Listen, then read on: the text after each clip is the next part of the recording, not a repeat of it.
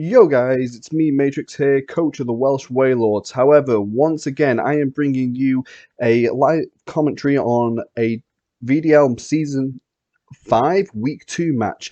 This week, it is the Norwegian Darmanitans versus the Bristol Bewears, Colopsia versus Troy. So, without further ado, let's get this video up and running.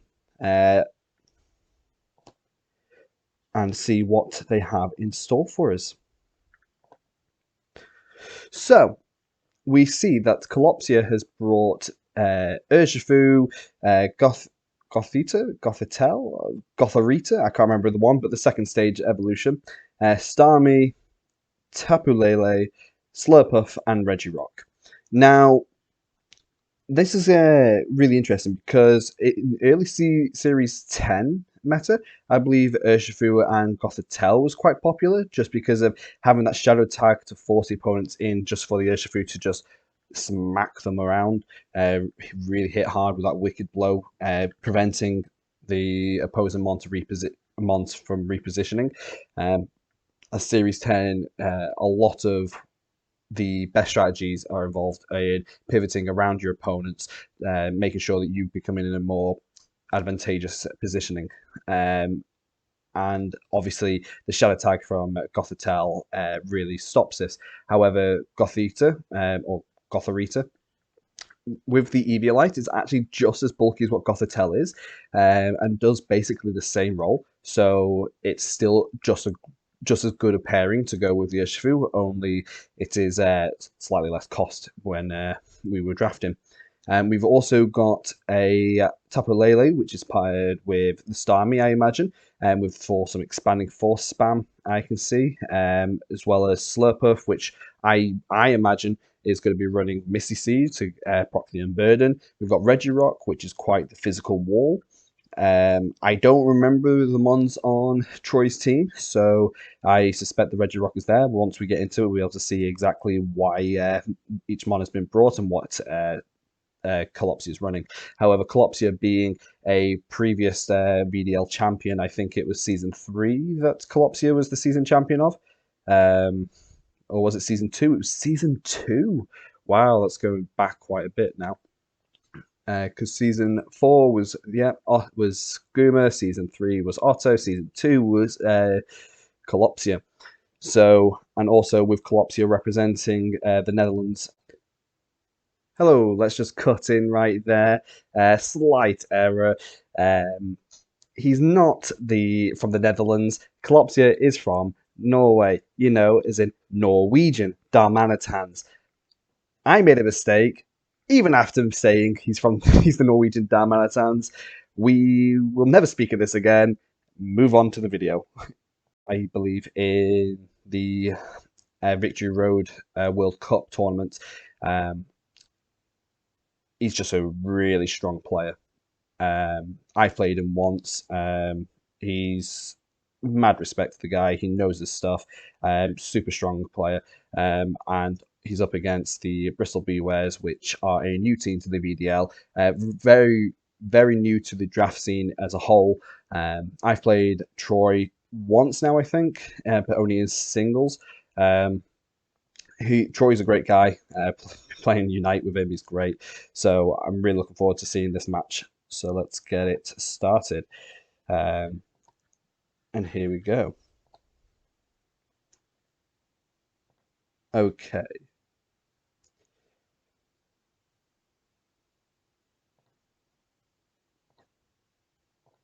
So, we've got the Gotharita with the Eviolite as I suspected, Regirock, Citrus Berry, Urshifu with this Focus Dash, which is quite standard for Urshifus to be running. Tapu Lele is leftovers, meaning it might be a bit more of a bulky support set, which and running with a Starmie, which I imagine is running Meteor Beam, considering it's got the Power Herb. And yes, before I misspoke, it's the Psychic Seed instead of the Misty Seed. Sorry for the Slurpuff. And it's up against Charizard and Lipard, which immediately to me says that there's a Sun mode here with Sunny Day for the Charizard. Regirock really is good to counter this here. The Gastrodon is a little bit challenging for the Regirock. However, we've got some solid mons in, like Urshifu still able to chip away at it. Slurpuff has probably got access to some grass moves like Energy Ball or something for it. The Latios, the whole team's male. The Latios can be good for speed control with some tailwinds, but also good for like hitting off super strong attacks. Is threatened by this Urshifu, however. Incineroar, great fake out support, Intimidator, although not going to be doing too much in terms of intimidation in this matchup.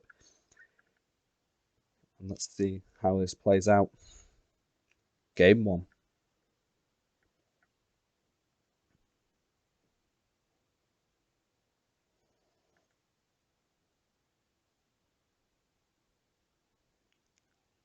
Okay.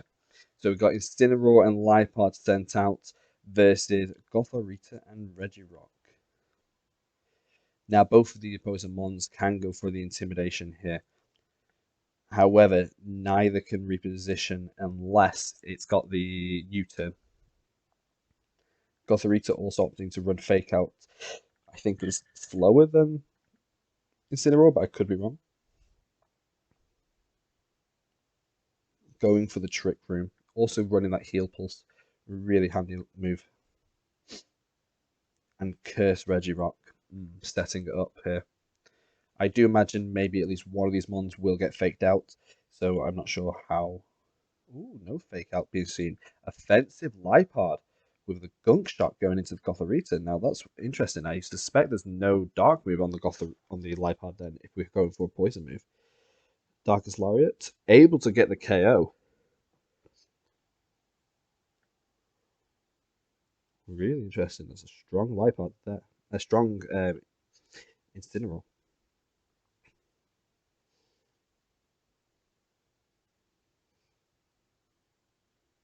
However, it's still a decent position to be in, seeing both of these two Mons here now are seem to be physical. Regirock getting that defensive boost on its already high defense is still in a good position. Starmie coming in with this Meteor Beam will be hitting this Incineroar really hard. Rock Slide into them. Don't recall there being many Mons that the Bewears have that could really switch in here. Definitely not the Charizard, that's for sure.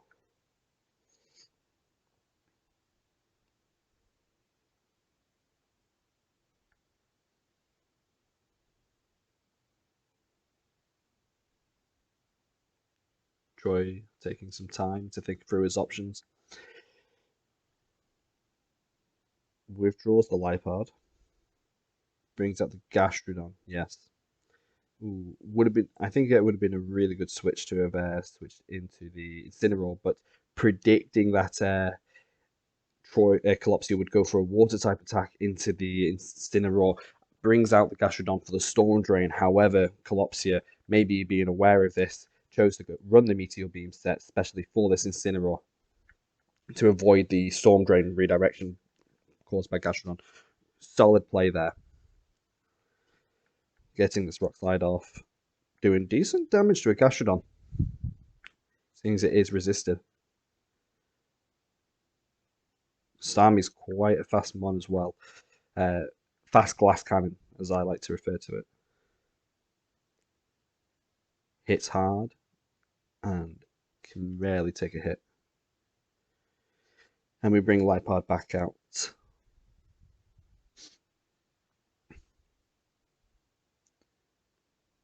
Expanding force into the Gastrodon. I imagine we're going to double up into the Gastrodon here. Yeah. Okay, Rain Dance. Rain Dance Lipard. This could do some decent damage to the Regirock. I imagine the Gastrodon takes this expanding force without dying. Yep. Muddy Water. Nice move. Nice move. Luckily, Regirock is immune to the accuracy drops, but that is still hitting it hard. Regirock surviving though, which is really impressive. I reckon Colopsia would have EV'd for that to have survived. Getting that Drain Punch, getting a little bit more recovery after the Citrus Berry is procced, just bringing it back to just below half health. Darmanitans have positioned themselves really well here, going into the final phase of turn 1 of game 1. Latios is sent out. The Icy Wind from Starmie can be really helpful here. Drain Punch into the Lipard if we can get it off. If the Regirock doesn't just go down to an attack.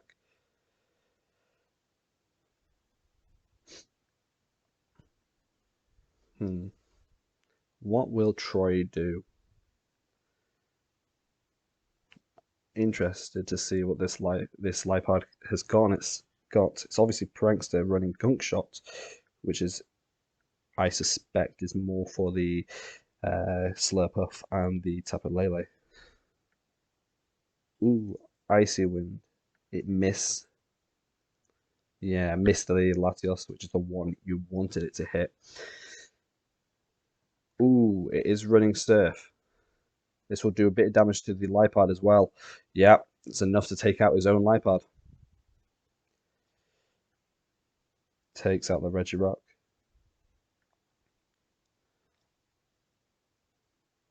And then Urshifu coming out should be game with it having the Focus Sash 2v1. Icy Wind onto the Latios this turn, breaking any potential sashes that Latios could be running. Scald as well, if you want to. And a Sucker Punch should just Wicked Blow should just pick up the KO.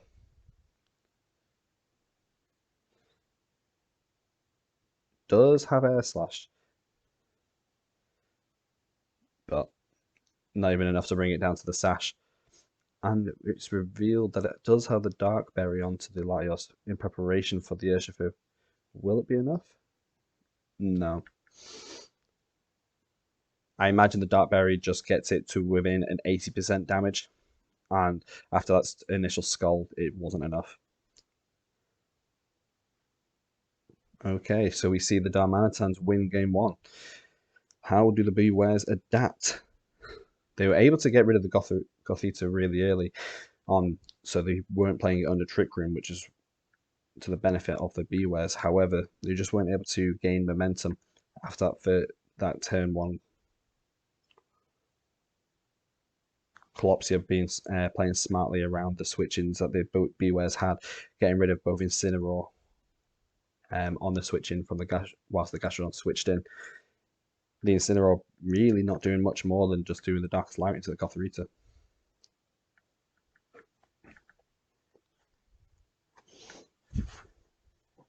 I need another look at this team. I need to see what the Bewears have again.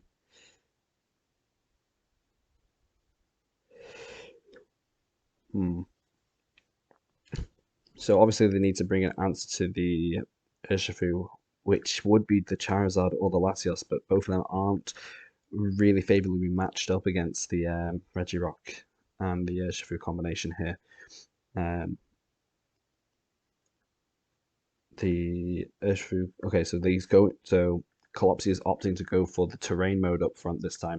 Tapu Lele and Slurpuff with Urshifu in the back, which honestly is the best positioning for an Urshifu, and Starmie identifying that his Trick Room setter might get targeted down a bit too early again, and realizes he can just play just as well outside the Trick Room as he could have done inside a Trick Room. I suspect that the Bewears don't lead it the same this time. I wouldn't have thought. We could be seeing an Electivire lead. It's interesting that Lipard is running Rain Dance when he's also got the Sun mode with the Charizard. So maybe it's running Dual Weather.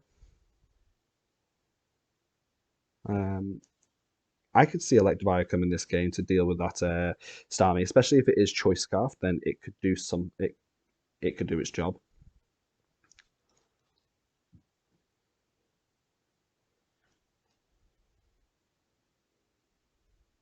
As Colopsia doesn't really have a switch in for a strong electric type attack, but we see the Incineroar and Lipard lead once again.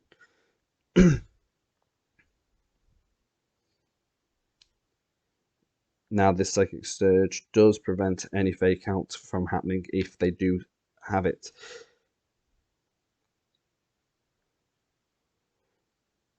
Slurpuff is going to be moving first We've seen Gunk Shot on the Lipard, so I imagine Lipard gets focused down first. Also, we've seen a Carmine, Guard Swap, and Moonblast set. A Protect with a Dazzling Gleam. Will this be enough? Cotton Guard and Cotton Spore from the Slurpuff. That is really interesting sets here. Cotton Guard, I believe, raises defense, and Cotton Spore reduces the opponent's speed. Now, this Lipard, if it's stashed, will survive this turn. We'll be able to get a Gunk Shot off. But it's not stashed. Oh, it is stashed. Okay, I couldn't quite see the health bar there. We do get the Gunk Shot off into the Slurpuff. Decent damage, decent damage. Really interesting set there. Oh, and an Iron Head Incineroar. Well prepped for the Slurpuff here. We do see the Slurpuff go down as the Tapu Lele wastes its turn protecting for no incoming attack.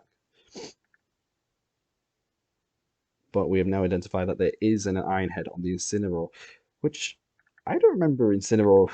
I didn't realize Incineroar had access to Iron Head. That's really interesting. The Bewears are now aware of this Meteor Beam possibility into the Incineroar, so I doubt the Starmie will go for the same move it once again. So we see a Calm Mind and maybe Icy Wind.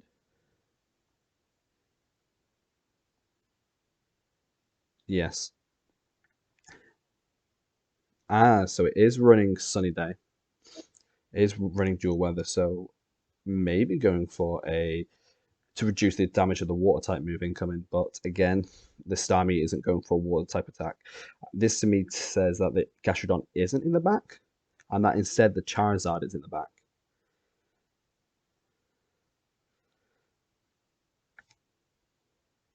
I imagine Iron Head out into the Tapu Lele here.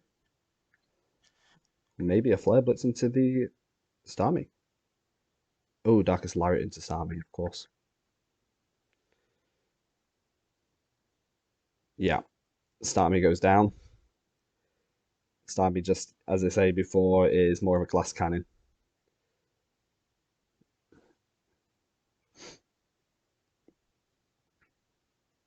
The Icy Wind was not needed for reducing the speed. However, it does allow it to chip the Incineroar as well as getting the KO whilst the Tapu Lele is able to set up.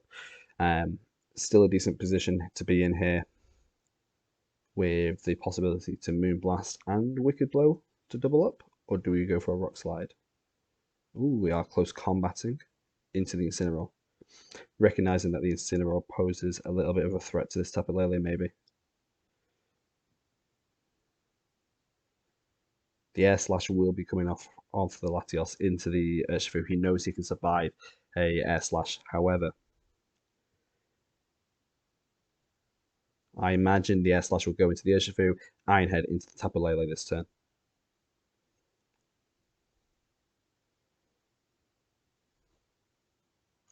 This Latios is the fastest thing on the field at the moment.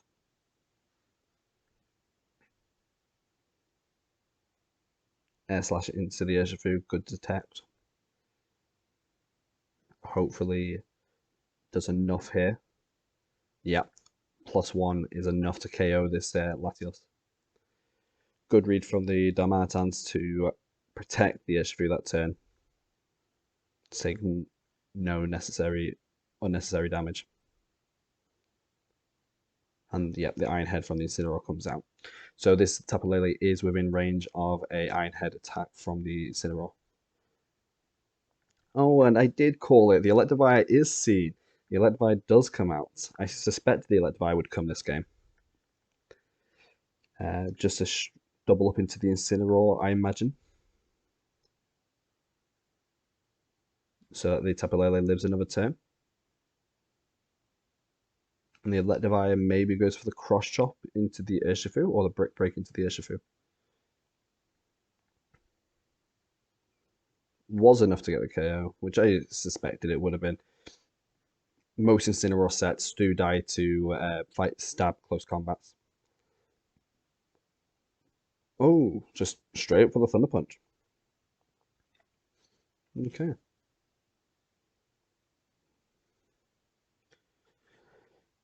And it does look like this Electivire is not going to be able to handle both the Tapu Lele and the Urshifu this turn. With just a simple Moonblast into the Electivire, doubled up with Wicked Blow or Close Combat. Either one would do. And I think this Urshifu picks up the KO here for the Darmanitans. And that is the game. We see the Norwegian Darmanitans take their second week again against the Bristol Bewears. A 2-0 win for Frederick or Colopsia. Congratulations to the Darmanitans. Well played. Good positioning all the way through. Hard luck to the Bristol Bewears. And I hope you all enjoyed this match. I will hopefully commentate some other matches later on in this season. Just let me know if you want some rambling from me added on to your matches, and I'll see if I got time to do it. I really enjoy these matches. I'm also up for help talking about these matches with anyone else who wants me to. Best of luck to you both moving on into the rest of this season. And that is all from me, guys. Catch you next time. See you later.